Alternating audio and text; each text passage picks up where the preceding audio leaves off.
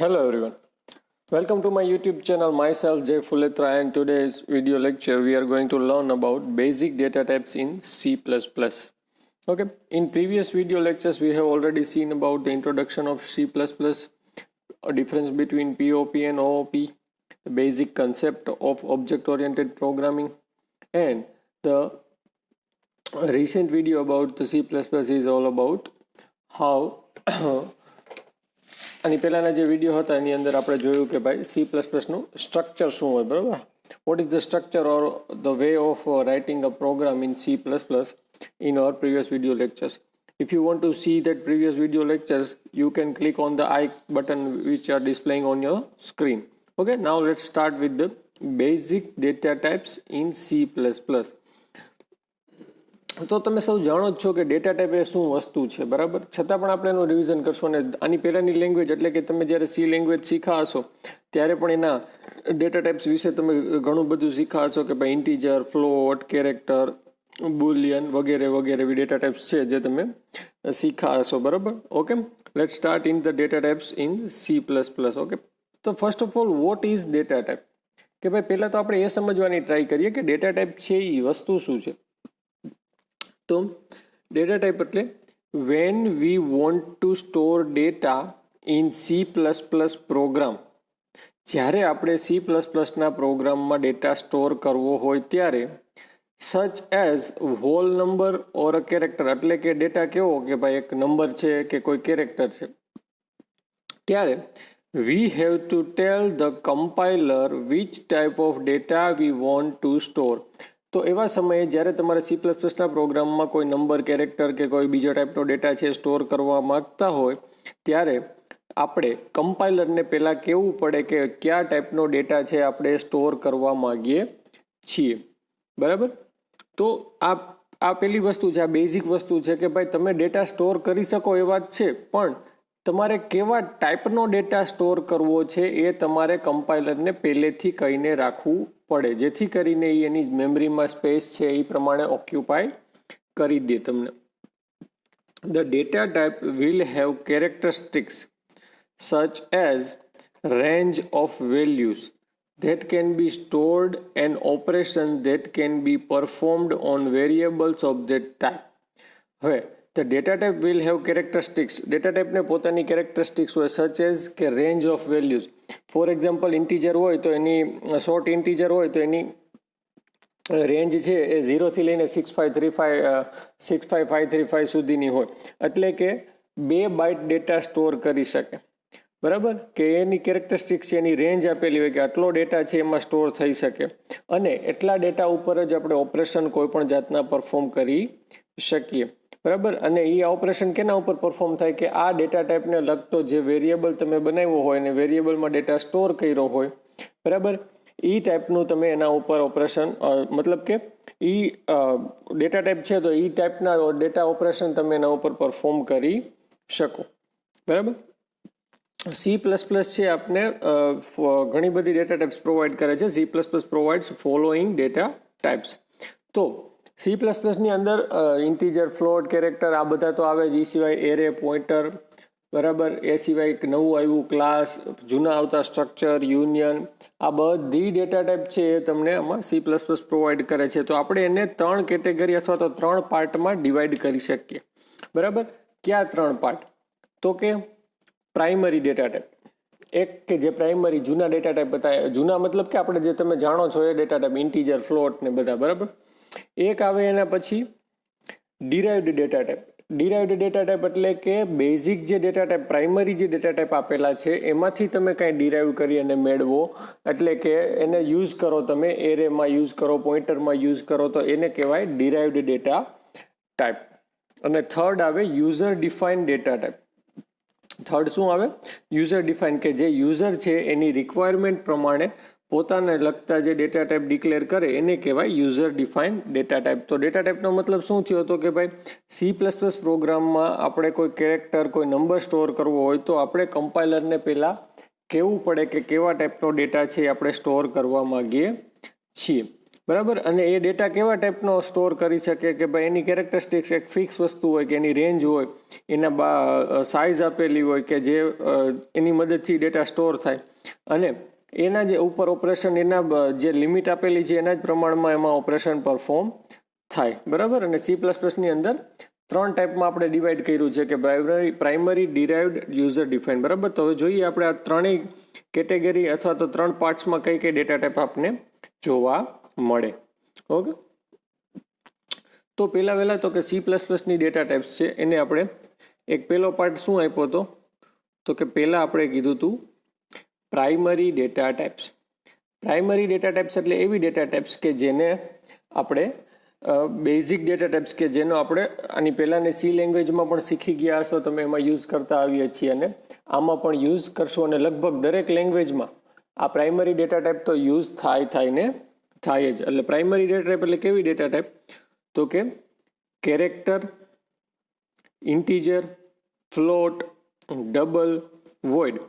Character એટલે શું થાય તો કે alphabet, for example A. Integer એટલે કે 1, ફ્લોટ એટલે કે 1.1, ડબલ એટલે કે 1.1111, અને વોઇડ એટલે કે નલ, એટલે કે એ કાંઈ રિટર્ન કરે નહીં, જેના વિશે તમે બધા સારી રીતે જાણતા જ હશો એવું માનું છું. છતાં પણ તમને એનું થોડું કહી દો કે ભાઈ કેરેક્ટર છે એટલે કેવી વસ્તુ તો કે આલ્ફાબેટ પ્લસ તમે કીબોર્ડની અંદર જેટલે પણ વસ્તુ જોવો છો કે જે નંબર સિવાયના છે, માનો કે તમે અંડરસ્કોર કરો તો પણ એક કેરેક્ટર છે, એને સ્પેશિયલ કેરેક્ટર કહેવાય. તમે મલ્ટિપ્લિકેશનની સાઇન કરો, એમ્પરસનની સાઇન કરો, ડોલરની સાઇન કરો, હેશટેગની સાઇન કરો, @ લખો, આ બધા છે એ સ્પેશિયલ કેરેક્ટર છે, પણ એને કહેવાય તો શું કેરેક્ટર જ, કારણ કે એને સ્ટોર કરવા માટે 1 બાઇટની જરૂર હોય.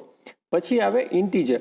તો ઇન્ટીજર એટલે કે તમારા કીબોર્ડના જે નંબરિંગવાળા ડિપાર્ટમેન્ટમાં નંબરિંગ વસ્તુ આપી છે 1 2 3 4 5 6 7 8 9 અને 0, આ નંબરની મદદથી તમે ઇન્ટીજર વસ્તુ કહેવાય. ફ્લોટ એટલે કે તમે 1.1 અથવા તો 1.23 5.5 ને લખો, એને સ્ટોર કરાવવું હોય તો તમારે ફ્લોટ ડેટા ટાઈપ યુઝ કરવી પડે. અને ડબલ માટે તો કે ફ્લોટ કરતાં પણ મોટો નંબર હોય તો તમારે ડબલ યુઝ કરવી પડે, એટલે કે 5.555555 ઘણી બધી વખત આવતું હોય તો તમારે આ ડબલ યુઝ કરવું પડે. અને વોઇડ એવી ડેટા ટાઈપ છે કે જે કાંઈ વેલ્યુ રિટર્ન કરતી નથી. ઇન્ટીજર હોય તો ઇન્ટીજર વેલ્યુ જ રિટર્ન કરે, જ્યારે વોઇડ છે એ નલ ટાઈપની ડેટા ટાઈપ છે કે જે કાંઈ વસ્તુ રિટર્ન કરે નહીં.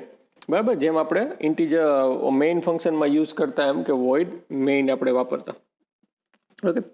બીજો પાર્ટ આવે છે ડિરાઇવ્ડ ડેટા ટાઈપ્સ. તો ડિરાઇવ્ડ ડેટા ટાઈપ્સની અંદર શું આવશે તો કે પોઇન્ટર. બરાબર. પોઇન્ટર એટલે કે જે એમ આપણે સ્ટારની સાઇનથી યુઝ કરતા.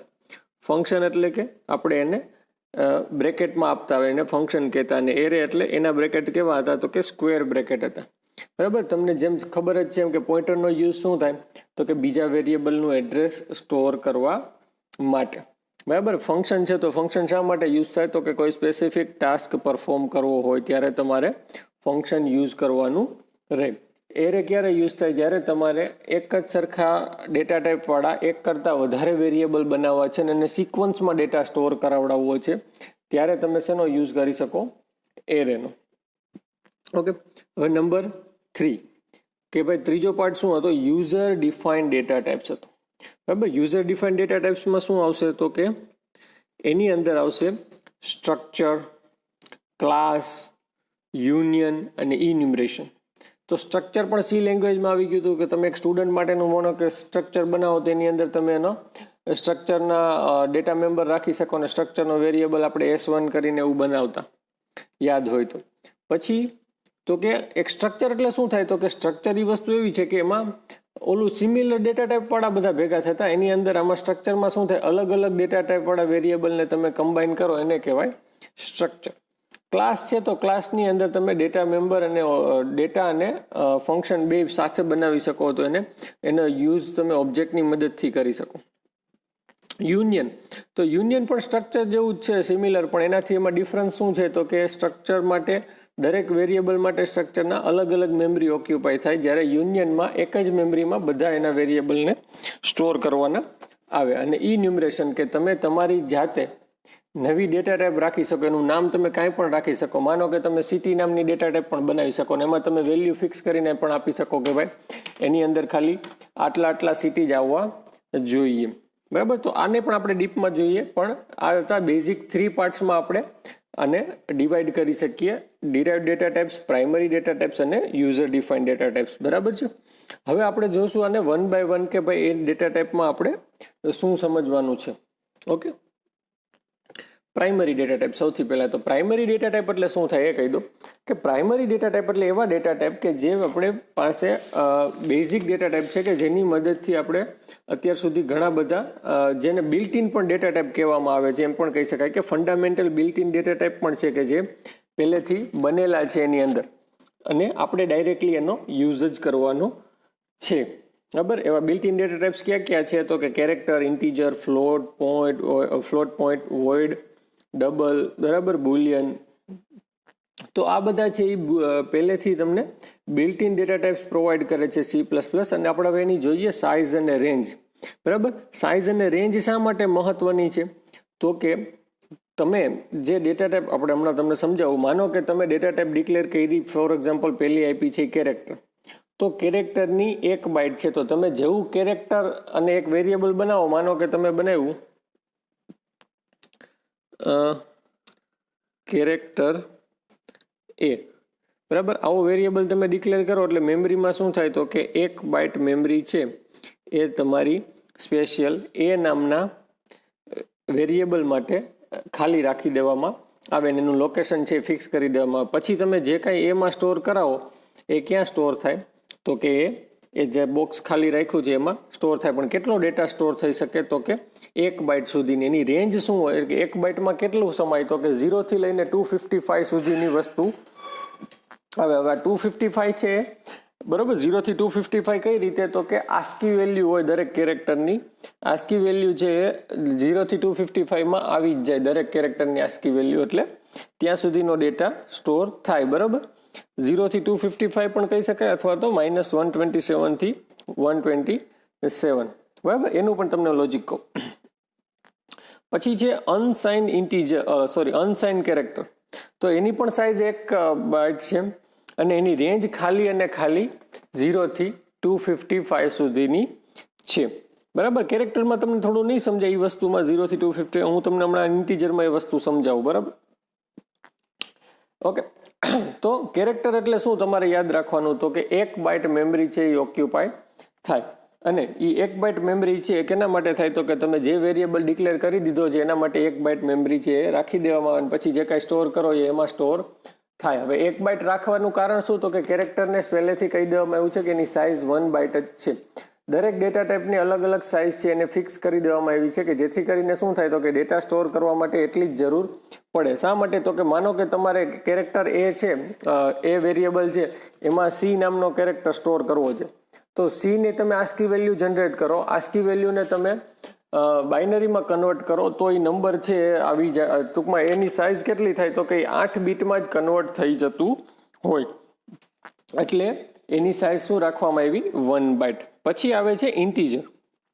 ઇન્ટીજર એટલે કે જેમાં તમે નંબર સ્ટોર કરી શકો, એટલે કે 1 2 3 એવી રીતે નંબર આપવો હોય તો એ નંબર સ્ટોર કરી શકો, બરાબર. એની ખાલી ઇન્ટીજરમાં જો તો અમે એની બાઇટ થાય 4 બાઇટ, એની થાય 4 બાઇટ. જો ઇન્ટીજર કેટલી ટાઈપના આવે, ઇન્ટીજર, પાછું unsigned integer, short integer, unsigned short integer, long integer ને અનસાઇન લોંગ ઇન્ટીજર, બરાબર. તમે ખાલી ઇન્ટીજર લખો ને એટલે જનરલી શોર્ટ ઇન્ટીજર તરીકે જેને લે અને એની માટે 2 બાઇટ ઓક્યુપાય કરી દે. પણ તમારે જો આગળ એનાથી વધારે સાઇઝમાં સ્ટોર કરાવવું હોય તો તમારે લોંગ ઇન્ટીજર યુઝ કરવો પડે. હવે વાત રહી સાઇન અનસાઇનની. આ તો 4 બાઇટ ને 2 બાઇટનું થઈ ગયું. હવે તમને એક્ઝામ્પલ આપું હું આ 2 વસ્તુના. આ છે શોર્ટ ઇન્ટીજર, એની સાઇઝ શું છે 2 બાઇટ, અને આ પણ શું છે અનસાઇન શોર્ટ ઇન્ટીજર, એની પણ સાઇઝ શું છે 2 બાઇટ. તો એકમાં જુઓ તો એવું લખ્યું છે કે ભાઈ 3 માઇનસથી લઈ અને પ્લસ સુધીની વેલ્યુ આપી છે, અને બીજામાં શું આપ્યું છે 0 થી લઈને 65535. તો હવે આ બેનો તમે ટોટલ કરો ને, ઉપરનો 2 નંબર આપ્યો છે એમાં માઇનસ કાઢી નાખો ને પ્લસ એમને બેનો ટોટલ કરો ને તો એ ટોટલ સેમ એટલો જ આવે, બરાબર. પણ હવે આવું શા માટે થયું? તો કે એનું રીઝન છે કે ભાઈ માનો કે મેમરીમાં આ છે તમારા 2 બાઇટ, એટલે કે શું થાય 16 બિટ્સ, બરાબર. 2 બાઇટ એટલે શું થાય 16 બિટ્સ થાય, બરાબર. તો આ 1 બીટ થયો ને બાકીના બધા આ 15 બીટ થયા, બરાબર. જો તમે 16 બાઇટ છે, 16 ઇન્ટુ 16 બાઇટ છે, બરાબર, એના દરેકનું તમે ઓલું 16 ઇન્ટુ 2 વાળું કરો, 2 ઇન્ટુ 16 કરો, 2 ઇન્ટુ 16 કરો એટલે તમને આ નંબર મળી જાય 65535, બરાબર. અને 2 તમે 15 કરો, આ 1 બાઇટ કાઢી નાખું, ચલો એવું માનો થોડીક વાર માટે કે હું 1 બાઇટ કાઢી નાખું, તો તમને શું મળે? તો કે 2 કરીએ તો આપને મળે 32767. હવે આ 32767 છે એ તમારો એક નંબર છે કે આ નંબર છે એટલે કે આટલી રેન્જ સુધી ડેટા સ્ટોર કરી શકે. આટલી રેન્જ સુધી એટલે એવું નહીં કે તમારે 33,777 સ્ટોર કરવા હોય તો ના થાય, એ થાય, પણ એના બાઇનરી પ્રમાણે તમે જુઓ તો આટલી રેન્જમાં આવવું જોઈએ. હવે વાત કરીએ જે મેઇન વાત આપણી છે, આમાં બીજી આપણે વસ્તુ વધારે ડિસ્કસ પછી કરશું, ખબર કે જે આ એક માઇનસ અને પ્લસની સાઇન છે ને, આ માટે શા માટે 1 બાઇટ આને મેં અલગથી રાખ્યો છે? બિકોઝ જ્યારે અનસાઇન હોય ત્યારે તો આ 16 ને 16 કાઉન્ટ થાય, આખા 16 કાઉન્ટ થાય, પણ જ્યારે સાઇન ઇન્ટીજર હોય અથવા તો સાઇનવાળી વાત આવે ત્યારે 15 બીટ આના થાય, અને આ 1 બીટ છે એ સાઇન માટે અલગથી રાખવામાં આવે, એટલે કે એ 1 બીટમાં પ્લસ અને માઇનસ સ્ટોર કરવામાં આવે, બરાબર. તો પ્લસ અને માઇનસ તમે એમાં સ્ટોર કરો, બરાબર, અને પછી કાઉન્ટ કરો તો શું થાય? તો કે 15 બીટ જ મળે, એટલે 15 બીટ મળે એટલે આપણે 32767 જ મળે. પણ એ 32767 કેવા હોય? તો કે 0 થી લઈને 32767 છે પ્લસમાં નંબર મળે, અને સામે એ જ નંબર માઇનસમાં મળે. તો 0 એમાંથી નીકળી જાય, ઓલામાં આપણે એને પ્લસમાં લઈ લીધો છે, તો 1 થી લઈને 32766 કરો તો એક નંબર ઘટે, એટલે શું થાય? તો કે -32768, બરાબર. એટલે શું આપ્યું છે? જો -32768, બીકોઝ આ શું થઈ ગયું? 0 થી લઈને 32767 થઈ ગયું. તો હવે માઇનસની તમે આવી રીતે આપેલું હોય તો અહીંયાથી 0 થી કાઉન્ટ કરો તો આ બાજુ એટલા થાય, તો બાકીના તમે આટલી સાઈડ એટલા પોઈન્ટ ગણો તો શું આવે? -32768 આવે, બરાબર. એટલે એવું છે. અને માનો કે આ નથી, માઇનસ વાળી સાઇન જ નથી ને પોઝિટિવમાં જ છે, તો 0 થી લઈને 65535. શું કામ? તો કે આ થઈ ગયું 216 અને આ થઈ ગયું 215, બરાબર. એટલે તમારે આ રીતે સાઇન અને અનસાઇન ઇન્ટીજરમાં રેન્જમાં ફેરફાર જોવા મળે, બાકી એની સાઇઝ તો સેમ જ છે, બરાબર. તો એવી જ રીતે લોંગ છે તો એમાં પણ લોંગ ઇન્ટીજર સાઇન વાળો હોય તો પ્લસ માઇનસ વાળી વેલ્યુ રેન્જમાં આપી હશે, અને અનસાઇન હોય તો ટોટલ વેલ્યુ આપી હશે. પછી આવે છે ફ્લોટ. તો ફ્લોટમાં પણ 4 બાઇટ ઓક્યુપાય થાય અને એની રેન્જ છે એના કરતાં પણ વધારે છે, 7 ડિજિટમાં છે. અને જ્યારે ડબલ છે તો ડબલમાં શું થાય? તો કે ડેસિમલ પછીના જ ઘણા બધા પોઈન્ટ આવતા હોય, તમારે સ્ટોર કરવું હોય તો શું કરવું પડે? યુઝ ડબલ કરવું પડે, અને એના માટે 8 બાઇટ છે એ મેમરીમાં ઓક્યુપાય થઈ જાય, બરાબર. તો આ બધા હતા પ્રાઇમરી ડેટા ટાઈપ્સ કે જે આપણે બિલ્ટ ઇન ડેટા ટાઈપ્સ તરીકે પણ ઓળખીએ છીએ અને એનો યુઝ થાય. આ સિવાય C++ ની અંદર હજી બુલિયન ડેટા ટાઈપ પણ યુઝ થાય છે કે જેની અંદર તમે 2 ટાઈપની વેલ્યુ આપી શકો, એક કાં તો ટ્રુ અને એક કાં તો ફોલ્સ. અને હજી એક ડેટા ટાઈપ આવે WCHAR_T છે, આ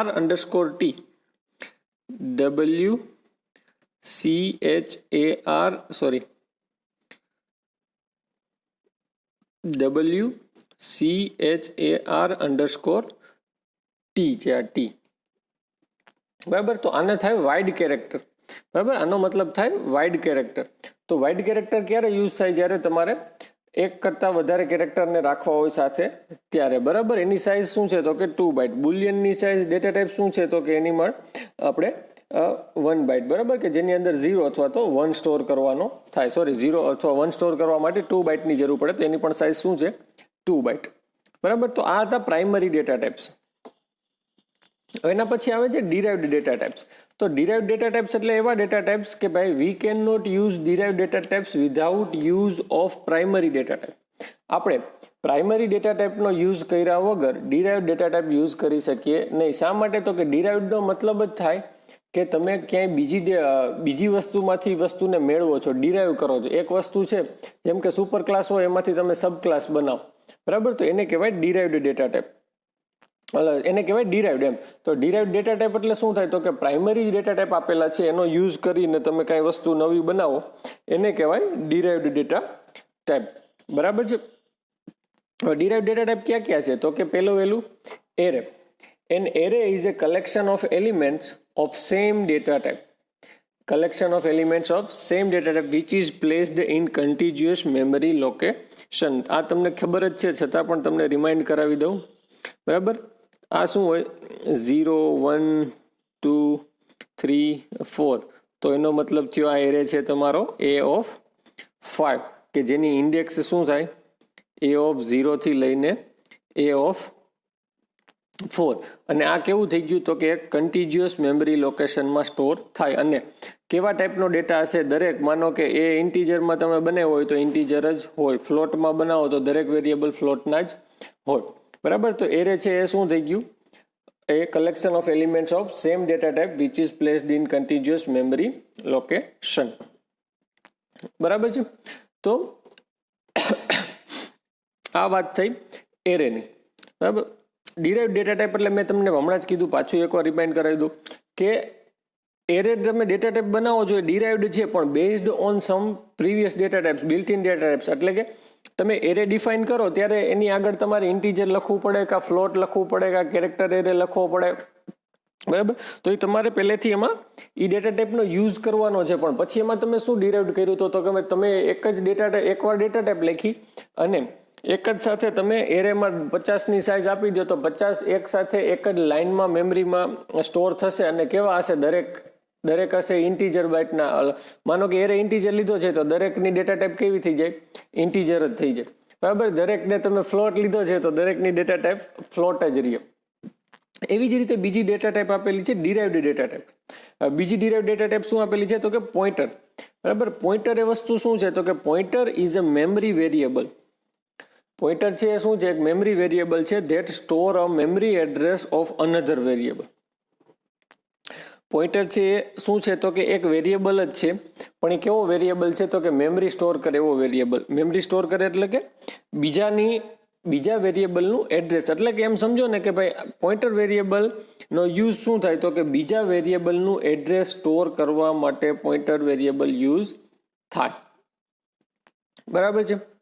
પોઇન્ટર છે એનું આપણે તમને રિમાઇન્ડ કરાવી દઉં તો પોઇન્ટરમાં આપણે શું કરતા? તો કે ભાઈ માનો કે તમે યુઝ કર્યું હોય ઇન્ટીજર સ્ટાર પી, એટલે આ થઈ ગયો તમારો પોઇન્ટર. પણ તમે ક્યારે યુઝ કરી શકો? તો એના માટે તમારી પાસે એક વેરિયેબલ બીજો હોવો જોઈએ, ઇન્ટીજર એ. હવે તમે શું કરી શકો? પી ઇઝ ઇક્વલ ટુ M% એ. એટલે આ છે એનું એડ્રેસ છે તમારા પોઇન્ટર વેરિયેબલમાં સ્ટોર થઈ ગયું. તમે પી પ્રિન્ટ કરાવો તો એડ્રેસ પ્રિન્ટ થાય અને સ્ટાર પ્રી કરાવો પ્રિન્ટ તો શું થાય? વેલ્યુ પ્રિન્ટ થાય. અગેન ડિરાઈવડ શા માટે છે? તો કે તમે આમાં પણ ઇન્ટીજર, ફ્લોટ, કેરેક્ટર કોઈકનો યુઝ કરશો ખરા, એટલે આને પણ ડિરાઈવડ ડેટા ટાઈપ કહેવામાં આવે છે. Number 3, function. A function is a group of statement combined in one block અથવા તો sub program that perform a special task when called. તો ફંક્શન છે શું હોય? તો કે ફંક્શન હોય જનરલી આપણે ડિફાઇન કરીએ. માનો કે ફન નામનું ફંક્શન બનાવ્યું તો આપણે શું કરીએ? ફંક્શનનું આઈડેન્ટિફિકેશન શું? તો કે એમાં આપણે બ્રેકેટ્સ આપીએ, બરાબર. અને એની સાથે ગ્રુપ ઓફ સ્ટેટમેન્ટ્સ હોય. એની સાથે શું હોય? ગ્રુપ ઓફ સ્ટેટમેન્ટ્સ હોય બ્રેકેટમાં, કે જે એક આ બધા ભેગા થઈને શું પરફોર્મ કરશે?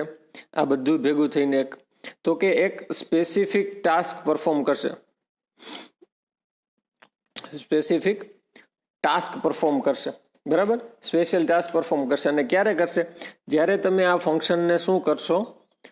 કોલ કરશો ત્યારે, બરાબર. તો આપણે ઘણી વખત પ્રોગ્રામ બનાવ્યા હશે ફંક્શનના, કે સમ માટેનો, મલ્ટિપ્લિકેશન માટેનો, ડિસ્પ્લે કરવા માટેનો. તો એ છે પણ એ પણ ડિરાઈવડ છે. પણ એ ફંક્શનમાં પણ તમે આગળ જે ડેટા ટાઈપ આપો છો, ફંક્શન તમે લખો ત્યારે આવી રીતે લખો. માનો કે લખો છો વોઇડ ફંક્શન અથવા તો ઇન્ટીજર ફંક્શન, બરાબર. તો આ પણ બધી ડેટા ટાઈપ કેવી છે? બિલ્ટ ઇન ડેટા ટાઈપનો તમે યુઝ કરો છો. તો તમારે આ પણ કેવી કહેવાય તો કે બિલ્ટ ઇન ડેટા ટાઈપનો યુઝ કરીને તમે નવું કંઈ પરફોર્મ કરો છો તો એને કહેવાય ડિરાઇવ્ડ ડેટા ટાઈપ. તો ફંક્શન એટલે પણ ડિરાઇવ્ડ ડેટા ટાઈપ થઈ ગયું. Number 3, user defined data type. બરાબર. હવે યુઝરને પોતાની રિક્વાયરમેન્ટ પ્રમાણે કોઈ ડેટા ટાઈપ આપ્યું હોય તો the user defined data type is defined by programmer as per his her requirement. કે પોતાની ઈચ્છા પ્રમાણે જે ડેટા ટાઈપ બનાવ્યું હોય એને કહેવાય યુઝર રિક્વાયરમેન્ટ ડેટા ટાઈપ. પણ આમાં પણ યુઝર ડિફાઇન કરશું પણ ક્યારે પ્રાઇમરી ડેટા ટાઈપનો યુઝ કરીને મિક્સઅપ કરશું આપણે. બરાબર. આપણી ઈચ્છા પ્રમાણે આપણે એને ગોઠવશું. એક પહેલું એક્ઝામ્પલ સ્ટ્રક્ચર. તો structure is a collection of logically related data items of different data types. હવે જો એરેમાં શું હતું તો કે સિમિલર ડેટા ટાઈપનું કલેક્શન હતું, જ્યારે સ્ટ્રક્ચર છે એ ડિફરન્ટ ડેટા ટાઈપ્સનું કલેક્શન છે. ને એ શા માટે ભેગા થાય તો કે કોઈ પરફોર્મ કરવા માટે એક અંડર અ સિંગલ નેમ. માનો કે આપણે શું લખતા તો કે ભાઈ સ્ટ્રક્ટ સ્ટુડન્ટ, તો સ્ટુડન્ટની અંદર ઘણી બધી ડેટા ટાઈપ આવી શકે, જેમ કે નામ સ્ટોર કરવા માટે કેરેક્ટર જોઈએ, પર્સન્ટેજ સ્ટોર કરવા માટે ફ્લોટ જોઈએ, એનરોલમેન્ટ નંબર સ્ટોર કરવા માટે ઇન્ટીજર જોઈએ. તો આ બધાનું મિક્સઅપ કરી અને તમે શું બનાવો છો, એક સ્ટ્રક્ચર નામની ડેટા ટાઈપ. અને તમારી જરૂરિયાત મુજબ તો એને કહેવાય યુઝર ડિફાઇન્ડ ડેટા ટાઈપ. બરાબર. તો એક સિંગલ નેમમાં લોજિકલી રિલેટેડ ડેટા આઇટમ ભેગા થાય અને એ પણ કેવા અલગ અલગ ડેટા ટાઈપ વાળા ભેગા થાય. બરાબર. ક્લાસ. ક્લાસ શું છે તો કે class is a template that specifies the fields and the method of the object. એક ટેમ્પલેટ છે ક્લાસ શું છે કે જેની અંદર તમે પહેલેથી એના ફિલ્ડ એટલે કે ડેટા રાખશો કે આટલી વસ્તુ આવશે, અને મેથડ એટલે કે જે ફંક્શન છે તમે કહી દેશો કે આટલા ફંક્શન મારે યુઝ કરવાના છે કે જે ઓબ્જેક્ટ માટે યુઝ થશે. અને ક્લાસ છે is a prototype from which objects are created. એક ક્લાસ તમે ડેટા ટાઈપ બનાવો તો એના ઉપરથી જ ઓબ્જેક્ટ છે એના પ્રોટોટાઇપ બનાવી શકે. ફોર એક્ઝામ્પલ આપણે પ્રીવિયસ વિડીયો લેક્ચરની અંદર તમને બતાવ્યું હતું કે ક્લાસ શું બનાવ્યો હતો, ટ્રાયલ. તો ટ્રાયલનો ઓબ્જેક્ટ કઈ રીતે ક્રિએટ થાય તો કે ટ્રાયલ અને પછી એનો ઓબ્જેક્ટ, આ એનો થઈ ગયો ઓબ્જેક્ટ. હવે આની મદદથી તમે ટ્રાયલના કોઈ પણ મેમ્બર ફંક્શનનો યુઝ કરીને ડેટા એક્સેસ કરી શકો. બરાબર. તો આ પણ એક યુઝર ડિફાઇન્ડ ડેટા ટાઈપ છે. યુનિયન છે એ same to same union is like structure, કે ભાઈ સ્ટ્રક્ચર જેવું જ છે એક્સેપ્ટ ધેટ કે each element share the common memory. હવે સ્ટ્રક્ચરમાં શું થાય, તમે 5 વેરિયેબલ બનાવો તો તમારે 5 અલગ અલગ મેમરી એના માટે એની ડેટા ટાઈપ પ્રમાણે તમને આપવામાં આવે. જ્યારે યુનિયનમાં શું થાય તો કે તમે 5 વેરિયેબલ બનાવો તો એને મેમરી તો એક જ મળે, જે સૌથી મોટો હોય. ફોર એક્ઝામ્પલ એક ડબલ યુઝ કર્યો છે તો 8 બાઇટ મળે. હવે 8ની અંદર તમે જો બીજા ડેટા સ્ટોર કરવામાં જરૂર પડે તો કેરેક્ટરને 1 આપી દે, ઇન્ટીજરને 2 આપી દે, બાકીની પોતાના માટે રાખે. એટલે શું થાય તો કે સૌથી બિગેસ્ટ એલિમેન્ટ હોય એની ડેટા ટાઈપની જે સાઇઝ હોય ને એ બધા માટે કોમન રાખવામાં આવે, એની અંદર જ ડેટા સ્ટોર કરવામાં આવે. બાકી સ્ટ્રક્ચરમાં ને યુનિયનમાં કોઈ જાતનો ડિફરન્સ રહેતો નથી. બરાબર. આ પણ એક યુઝર ડિફાઇન્ડ ડેટા ટાઈપ થઈ ગઈ. શા માટે તો કે સ્ટ્રક્ચરમાં પણ અલગ અલગ ડેટા ટાઈપને આપણે મિક્સઅપ કરતા, તો યુનિયનમાં પણ એ વસ્તુ થાય. અને લાસ્ટ અને યુઝર ડિફાઇન્ડ ડેટા ટાઈપ્સમાં સૌથી આઈએમપી વસ્તુ કે ભાઈ ઇન્યુમરેટેડ ડેટા ટાઈપ. હવે enum is the keyword which is used to declare enumerated data types. તો આ કીવર્ડનો યુઝ કરી અને તમે ઇન્યુમરેટેડ ડેટા ટાઈપ ડિક્લેર કરી શકો. ફોર એક્ઝામ્પલ enum, અને હું બનાવું ડેટા ટાઈપ માનો કે સિટી માટેની, તો પછી બ્રેકેટમાં તમારે એ ડેટા ટાઈપમાં કેવી કેવી વેલ્યુ આવશે તમારે પહેલેથી આપી દેવાની રહે. એટલે શું થઈ જાય તો કે એટલે એની અંદર પછી શું થઈ જાય તો કે તમે કહી દીધી એટલી જ વેલ્યુ આવશે ફિક્સ, અને એટલી જ એ ડેટા ટાઈપનું નામ પણ એવું તમે તમારી રીતે રાખી શકો અને એની અંદર વેલ્યુ પણ પહેલેથી ફિક્સ રાખી શકો. બરાબર. એટલે કીધું છે programmer can declare new data type and define variable of this data types that can hold. બરાબર. કે એના વેરિયેબલ પણ પહેલેથી રાખી શકે, એટલે કે એની વેલ્યુ પણ ફિક્સ કરી શકે, પછી વેરિયેબલમાં એ જ વેલ્યુ આવી શકે અને એની ડેટા ટાઈપ પણ એની રીતે ડિક્લેર કરી શકે. તો આ ઇન્યુમરેટેડ ડેટા ટાઈપ્સ. તો આ હતા ત્રણેય ડેટા ટાઈપ, પ્રાઇમરી, ડિરાઇવ્ડ અને યુઝર ડિફાઇન્ડ ડેટા ટાઈપ્સ. હવે એક ટોપિક છે કોન્સ્ટન્ટ. બરાબર. કોન્સ્ટન્ટ કઈ રીતે C++માં યુઝ થાય તો કે ભાઈ કોન્સ્ટન્ટ એટલે શું તો કે વેરિયેબલ જેવું જ છે, ઇટ ઇઝ લાઇક વેરિયેબલ. પણ constant are data storage locations. વેરિયેબલની જેમ એ પણ ડેટા સ્ટોર કરે, બરાબર, એક લોકેશન આપે. બટ વેરિયેબલ કેન વેરી, એટલે કે વેરિયેબલની વેલ્યુ ચેન્જ થતી રહે, જ્યારે કોન્સ્ટન્ટની વેલ્યુ ચેન્જ થાય નહીં. તમે એકવાર જે વેલ્યુ આપી દીધી એ વેલ્યુ બદલે જ નહીં. જ્યારે વેરિયેબલમાં એવું હોય નહીં, એકવાર જે વેલ્યુ આપો એમાં તમે ચેન્જીસ કરી શકો.